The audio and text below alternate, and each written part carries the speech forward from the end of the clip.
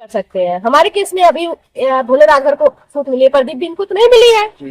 मिली है, नहीं मिली है ना, तो करें। प्रदेश का मुखिया होने के नाते, मुख्यमंत्री होने के नाते योगी आदित्यनाथ जी का कर्तव्य था कि उस बेटी को बुलाते, उसका दुख सुनते, उसकी पीड़ा सुनते और उसको आश्वासन देते। दूल्हा आजाद बिंद कांड को धीरे धीरे 2 माह होने को है। 13 दिन से धरने पर बैठी सौम्या को अनेक समस्याओं का सामना करना पड़ा।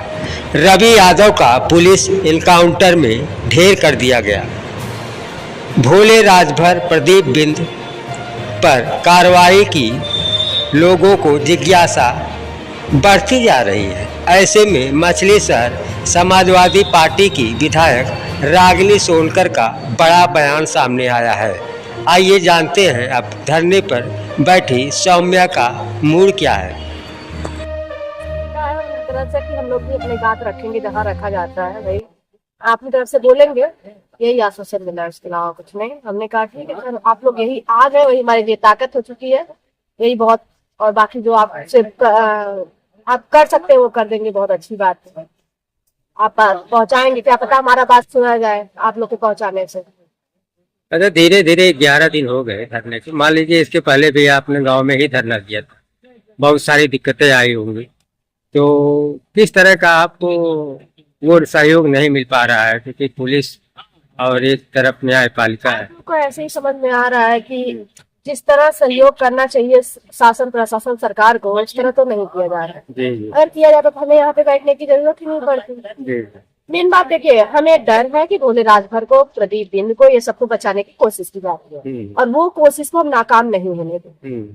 वो कोशिश ये लोग मतलब कि बचाने में हो जाए, सही भाई बच जाए, कि कल हमें मारे, ये सब हम नहीं चाहते हैं। हम चाहते हैं भाई जो इनकी नीति है वो नीति चल रही है, नहीं चलाते हैं भाई गिरफ्तार करिए, तब कुछ तो करिए। क्यों कुछ भी नहीं हो रहा है भाई? आपका नीति था इनकाउंटर करने का, वो तो आशा धीमे धीमे खत्म कर दे रहे हैं, क्योंकि बार बार सुनने में आ रहा है एक लोग का इनकाउंटर होगा, पूरे सबका नहीं होगा। इसके लिए मुझे लग रहा है कि जहां तक हो सकता है ये लोग लीगल तौर तरीके से वहीं पे जाएंगे, तो हम भी वही बातें रखेंगे कि भाई लीगल तौर तरीके से जा रहे हैं तो हम वहीं पे जाएंगे। लेकिन हम चाहते हैं या तो गिरफ्तार करिए, या तो हमारे जो माननीय मुख्यमंत्री आदित्यनाथ योगी जी का नीति है वो नीति के तहत इनकाउंटर करिए। सौम्या जी, धीरे धीरे आपको 11 दिन हो गए यहाँ पर। 11 दिन में आपने सारे अधिकारियों से मिले, दो एक बार डीएम साहब से भी मिले और कप्तान से भी मुलाकात हुई, लेकिन आपकी आश्वासन ही खाली मिल रहा है। क्या आगे आपकी रणनीति क्या होगी? यही जो है, यहाँ पे जब तक बैठेंगे, जब तक मेरे भाई के अपराधी है तो गिरफ्तार है या तो इनकाउंटर। उनके पास दोनों ऑप्शन है, उनका घर गिरा दे, उनको गिरफ्तार करें, और जो मतलब होना चाहिए, जो उनके हाथ में है वो कर सकते हैं, वो करें। मानते हैं एक केस में नहीं कर सकते हैं। हमारे केस में अभी भोले राजभर को छूट मिली है, प्रदीप बिंद को तो नहीं मिली है। मिली है, नहीं मिली है ना, तो करें। और फिर एक और है जिसमें 91-26 है, तो उसमें तो करे गिरफ्तार। उनके पास ऑप्शन ही ऑप्शन है, अगर करना चाहे तो। सौम्या जी, कल आप एक तस्वीर दिखा रहे थे जिसमें मुकदमा दर्ज है अपराधियों के। वो लोग कौन थे जिनके खिलाफ अभी तक मुकदमा दर्ज है, पुलिस उनको गिरफ्तार भी नहीं कर पाई है?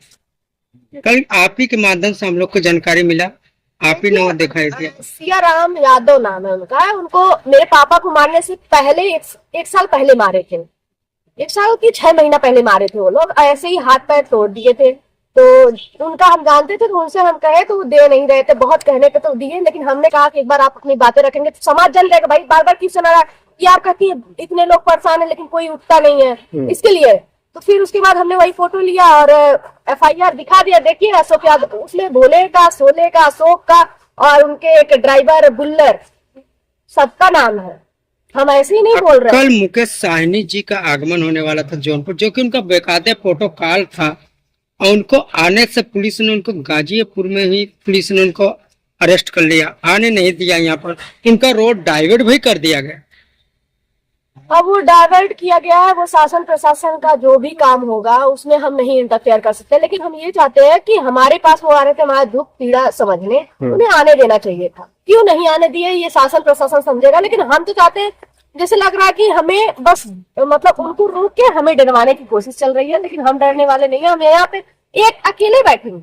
लेकिन उन्होंने आपके लिए सीओ से, वहाँ के सीओ जो थे उनसे बात किए, उनसे बहुत सारी उनकी बातें चली, बोले कि मैं एक न्याय दिलाने के लिए एक परिवार से मिलने जा रहा हूँ, जो कि वो परिवार काफी दिन से धरना बैठा है। मैं पहुंचूंगा कि जाने मेरी बातें माने, और धरना छोड़ भी सकते थे।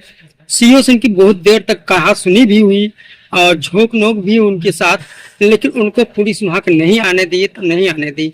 यहाँ पर क्या रीजन था कि यहाँ पर उनको आने से रोका गया? देखिए, हमें बस इतना ही समझ में आया। मैंने जब बात किया उनसे, मुकेश सहनी सर से, तो उन्होंने बस इतना बोला कि बेटा मैंने बात किया, वो हमें मतलब आने नहीं दिए, लेकिन उन्होंने ये आश्वासन हमें दे के यहाँ से भेज रहे हैं कि हम उनको धरने से उठाएंगे और जो भी उनकी मांगे हैं वो मांगे उनकी पूरी होंगी, और जैसे कि गिरफ्तारी वगैरह का जो है वो पूरा होगा। तो वही जब करेंगे तो हम उठेंगे, नहीं तो नहीं उठेंगे। मुकेश सहनी जी को मैंने देखा था, आप ही के बार बार नाम लेकर वहां पर काफी देर तक उन्होंने सीओ से बात कही, लेकिन उनका कहना था कि मेरी प्रोटोकॉल है, क्यों नहीं जाने दे रहे हैं? इंसानियत है, वो एक अच्छे इंसान है। हम कह रहे हैं ना, कोई नेता बन के वो नहीं आ रहे थे, लेकिन एक इंसान बन के आ रहे थे ना। वही इंसानियत हर एक नेता के अंदर होना चाहिए, हर एक इंसान के अंदर होना चाहिए, उसे ही कहते हैं। और यहाँ पे इतने दिन से बैठे हैं, किसी को पीड़ा दिख रही है? जो इस टाइम जिनके हाथ में पावर है, सत्ता है, उनको दिख रही है पीड़ा? दिखना चाहिए। और खास करके तो देखिए, हम चाहते हैं कि अगर सपोर्ट किया जाए तो आज कितनी सारी हत्याएं हो रही हैं।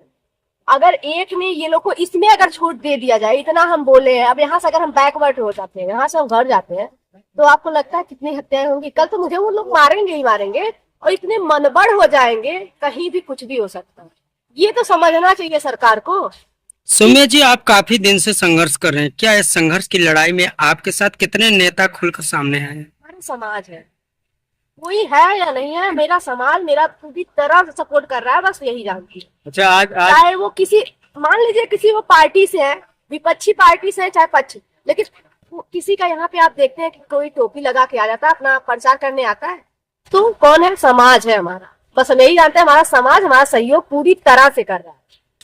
आज दिशा की बैठक थी, इसमें बाबू सिंह कुशवाहा और तमाम विधायक, जो सांसद, जैसे प्रिया सरोज भी आई थी, और रागनी ने आपकी आवाज भी उठाई। सहयोग के लिए कोई आया?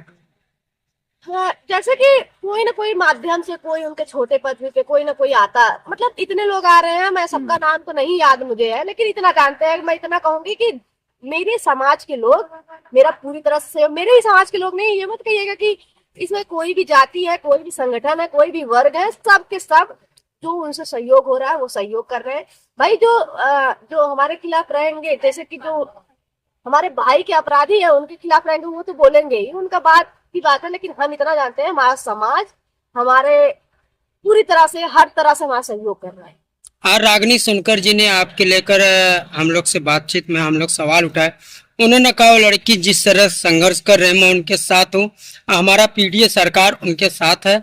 अखिलेश जी से जिस तरह से हमारी पीडीए सरकार ही उनको मुलाकात कराई थी, और रागनी सुनकर बोली, बिटिया जितना मदद हो सकेगा हम करने के लिए तैयार हैं।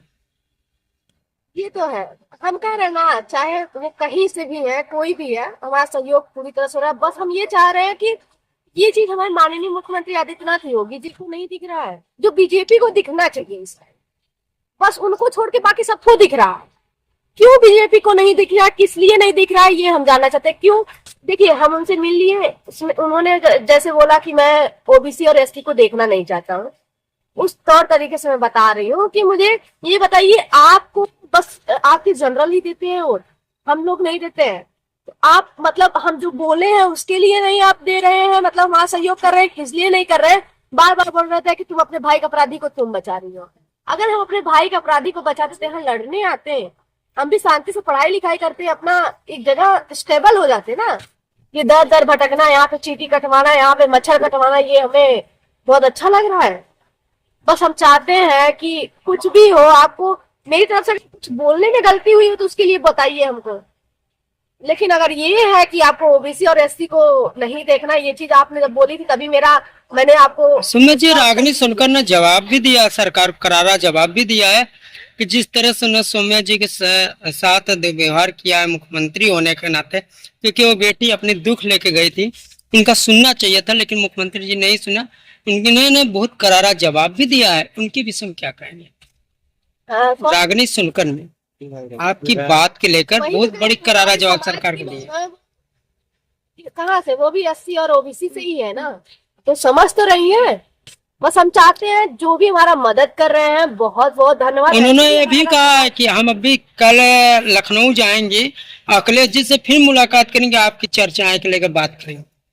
और अच्छी बात है, हमारी बातें जहां तक पहुंच सके, जितने जल्दी हमें इंसाफ मिल सके, हम चाहते हैं जैसे हमारा समाज हमारा सहयोग करा ऐसे करेगा, तो हम एक ना एक दिन मुझे इंसाफ तो मिलेगा। इसी आस में यहाँ पे बैठे हैं। भले कभी कभी तो लगता है एकदम टूट जाते हैं, लेकिन अंदर से फिर भी ये आशा है कि मैं तो अपने भाई के लिए इंसाफ लेके रहूंगी, कि अगर आज मैं नहीं ली तो कल मेरा समाज। समझ लड़ाई आपकी कब तक चलेगी अगर न्याय नहीं मिला? कब तक चलती है, कुछ मेरा भी लिमिट नहीं है। जैसे सरकार लिमिट नहीं है कि वो कब करके देगी, तो वैसे हमारा लिमिट नहीं है। हम कब तक यहाँ पे बैठेंगे, जब तक इंसाफ नहीं तब तक यहाँ पे बैठेंगे। क्या मांग है, क्या मांग है? मांग हमारी कोई मांग नहीं है। हमारी मांग बस यही है कि हमें इंसाफ दे, हमारे भाई के अपराधी जो है उनको गिरफ्तार किया जाए और जल्द से जल्द। हमारे माननीय राष्ट्रीय अध्यक्ष जी उनके साथ खड़े हैं, क्योंकि वो गई भी मिलने। प्रदेश का मुखिया होने के नाते, मुख्यमंत्री होने के नाते योगी आदित्यनाथ जी का कर्तव्य था कि उस बेटी को बुलाते, उसका दुख सुनते, उसकी पीड़ा सुनते और उसको आश्वासन देते। लेकिन पहले अगर किसी ने बुलाया तो हमारे पार्टी अध्यक्ष श्री यादव जी ने बुलाया, आश्वासन भी दिया, आर्थिक सहायता भी की।